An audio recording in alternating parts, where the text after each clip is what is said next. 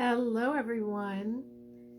Guess what? This is Thursday at noontime Pacific time, and it's time for Merle's Pearls. I am Merle M. Singer, the Relationship Miracle Worker. I've been married over 50 years to the same man. Happily. Shocking. So I must know something about relationship. And I impart some pearl of wisdom once a week. And this is the time. So today I have a topic. Oh, and before I talk about a topic, if you have a topic that you'd like me to cover, to talk about, please leave a note below. Text me. Go to relationshipmiracleworker.com and make a comment to me. Anita, hello, how are you? So go to relationshipmiracleworker.com. And by the way, if you do, go /workshop/.com, because you'll find out about my workshop that I'm doing with Imagery that's starting on Monday. That is really excellent. But today's topic is, I will get to it, really. Today's topic is the 4 must-haves, the top 4 must-haves that you have to have in a good relationship. Okay? So, what could they be? Well, if we're going to talk, I guess, there's all different kinds of relationships. I'm thinking actually now about romantic relationships where you have a huggable interest in someone, and that's enough. We don't need to hear anymore. And so clearly one of the things that you would want to have is love. Sometimes I think when you're starting out, if you haven't had relationships or you've had unsuccessful ones, sometimes you're not even sure if it's love. Actually, I'll tell you a little story. I told you I'm married over 50 years to the same man, but that man had been married for 7 years before to someone else. Hence, I have 2 wonderful stepchildren, as a matter of fact, and some grandkids. So I made out on the deal. But he was married before, and he had been married for 7 years, and he had been single 7 years. And he said, Ian, hello. And he said, I don't know. I'm worried. I don't know if we can have a full-on relationships. He said, and I have to be the one that I have to say. I was saying, listen, we either get married or we don't get married. It's your choice. But if we don't get married, that's it. Goodbye. And he said, well, he didn't want to say goodbye. Well, that was good. He said, well, okay, I'll marry you, but you're on probation for the first 7 years. And so here I was not an expert at the time. And I'm thinking, I'm on probation. I'll tell you what I'm going to do. And I'm thinking this in my head. I'm going to go with your actions more than your words. Hi, sunshine. So he said he's going to put me on probation, but he'll marry me. Okay, let's get married. And that would be our joke for the next 7 years. Is I would joke, so I'm on probation. How am I doing? And we should have I don't think we had any great celebration when 7 years was up. But his celebration was he acknowledged that I was no longer on probation. So I understand when it's always, when sometimes you're just not sure. But you have to have a sense of, I love this person. And maybe something that you need to have even before the love is respect. I think that's so important. And you have to pay attention to how somebody treats you and how you treat somebody else. Sometimes, it's true of men and women, it's certainly true of women, that if we're not confident enough in ourselves and somebody loves us, we think, they can't be such a big deal, because if they were, they wouldn't love us. Isn't that amazing how we are as people, that we think that little of ourselves, that we could think like that? And a lot of times we're not even aware that that's how we're thinking. But when we're not respectful of someone who is loving to us, that's probably what's going on. And time to step back and say, here's a list. I do this good. I do this good. I do this good. Yeah, and there's that other nagging thing. I'm awful at this. I'm awful at that. I'm just not lovable. BS, BS, BS. I do this good. I can get back to what you do good. And listen. In order to love someone else, really, to understand it, you have to love yourself. Because loving yourself is saying, I can love somebody that's not perfect. Because, duh, surprise, you're not perfect. Human beings are not perfect. None of us, not even me. Can you imagine? I'm not perfect. I can imagine, so can you. But that you don't have to be perfect to be deserving, to be lovable, and that's important for you to know. And respect yourself, because you are a human being. You are worthy of respect. And yes, you're not perfect. Well, none of us are. If you have that respect for yourself, then you're able to give it to somebody else and make sure that you do. Because everyone is deserving of respect. They may not all be deserving of a lot of time with you. If they're not nice to you, then don't be around them. So respect, I guess I'd put that first, and love, and okay. There's a lot of people that we can have relationships with that are nice, that are good. But if you want a loving relationship that you have respect for, within, and you want it to last for any amount of time, then you have to ask for and offer commitment. And it can be said out loud. And I guess it has to be said in whatever way, whatever language of words works for you. That, you know, I enjoy, I can see myself at 82 with you. That's words of commitment.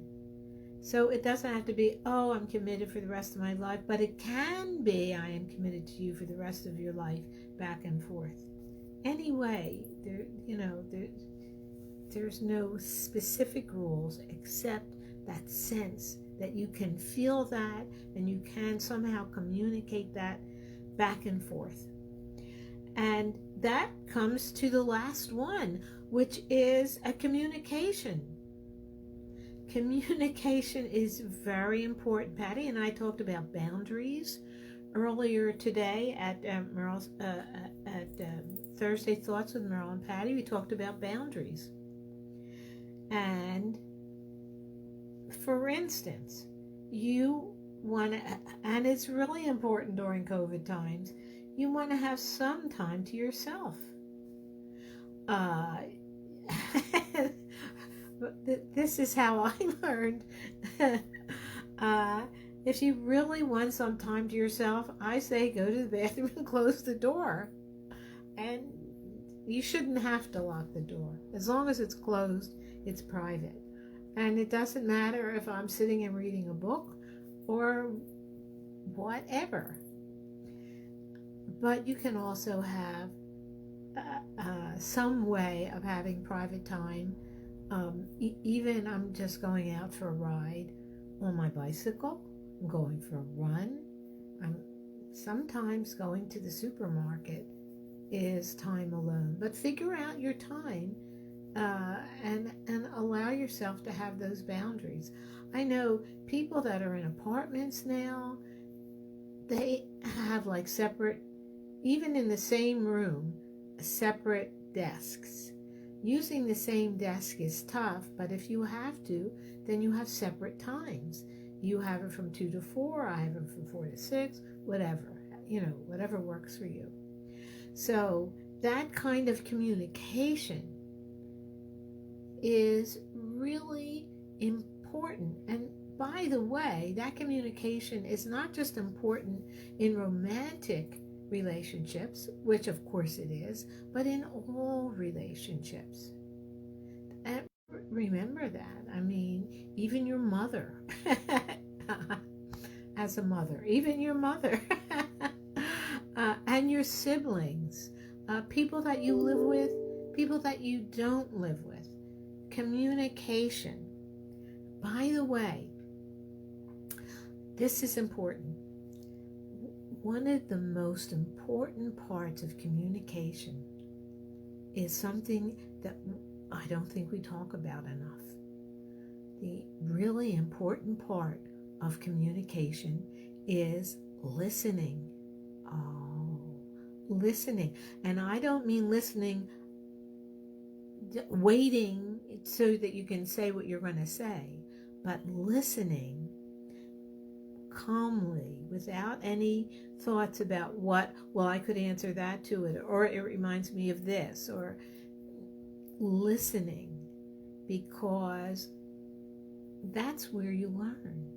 That's where you learn, oh, he already gets it. He knows. He likes a separate time too. Okay. So now you know, you don't have to make a big issue of this. It's already handled. And maybe that's the one fabulous thing you learn from good communication. But whatever it is, make sure that the communication is both way. Make sure that you really are paying attention, and make sure that you express. And sometimes I think you don't have to say everything.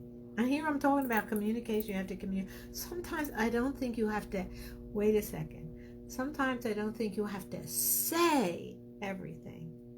You can communicate sometimes without words. Sometimes you can just go like this. Sometimes you can laugh. Sometimes you can give him a little that. Sometimes you could give him a hug. And that could be your son or your daughter or your mother or your father, whomever. Communication is really important, and it's really important that you know that communication does not require only words. You can be communicating without words. So that's it. So there are my 4 must-haves in a relationship: respect, love, commitment, communication. So that's it. Now, I do want to remind you that the Magic and Science of Love starts on Monday. The Magic and Science of Love, 3 secrets to finding the perfect partner for you. Now, I didn't say the perfect person. I said the perfect partner, because none of us are perfect. But sometimes we do some perfect things, and sometimes we do have some perfect attachments. And that's joyous. And, over 50 years, I can tell you, of course, I'm almost perfect. But my husband is there's a million things wrong with him. But it turns out he's the perfect partner for me, and I'm the perfect partner for him. And it is, by the way, based on respect. It is based on love and commitment and communication. I make it clear if I'm not happy. And so does he. But, so I got myself all the way off topic. The Magic and Science of Love. It starts on Monday. It's 3 courses, or rather 3 sessions, to go for the 3 secrets. We have maybe 14 and never more than 20 people, so that this is an interactive class. And the first one is based on things that you need to know about yourself so that you can have a good relationship, things to know about what you want, what kind of life you want, so that you know what kind of partner you can figure out you want, and then how to get there. But it's interactive, and you can ask questions, you can relay what's going on in your life, and it works. And we have homework assignments for you to do, and I'll give you 1 homework assignment. This is a freebie, and this is good regardless of where you are in your life. Here's my freebie. Do 1 different thing every day. And when I say different, I mean something that's a little challenging. Like you're just slightly uncomfortable. I mean, you don't have to jump out of an airplane. I mean, you could. But maybe just go to work a different way. Maybe try a different food, maybe cook a different thing, maybe wear a red and a blue sock on the same foot. Well, I don't know. Something. Call somebody that you're a little uncomfortable about calling. And that could be social, or it could be business. But do 1 thing, even the smallest, tiniest, eeniest, bittiest thing, but do 1 different thing every day. And I'm telling you why. Because that sense of discomfort is what you need to do something, to get your life somewhere else, to get your life past. If you're not exactly happy with everything in your life, if you want any slightest change in your life, you have to do something different. And this gives you practice at doing it. Gives you practice at feeling a little uncomfortable. The same way if you were piano playing, having to do all the scales, it's uncomfortable. But if you do enough scales, you get to be a really great piano player. And if you do enough things that are a little bit different, makes you a little bit uncomfortable, you get to have a happy, functioning, successful life. What could be better than that? So if you are single and you are looking, we have we started out, and it's geared toward women, but we've had men, we've had different inclinations. Whatever partner you're looking for, it's all the same. You have to go through the same steps to get what you want. And So go to relationshipmiracleworker.com/workshop/ or The Magic and Science of Love is a page on Facebook. Either way, check it out and let me know that you checked it out.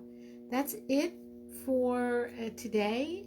Next week I'll be here again noontime on Thursday. Have a great week. This is strange times, and religious or not, I think we're all doing some praying, but let's handle our own lives and do the best we can with all these just eeny beeny steps forward, and then give yourself credit for doing it and feel good about it. Bye everybody, see you next week. Have a great week.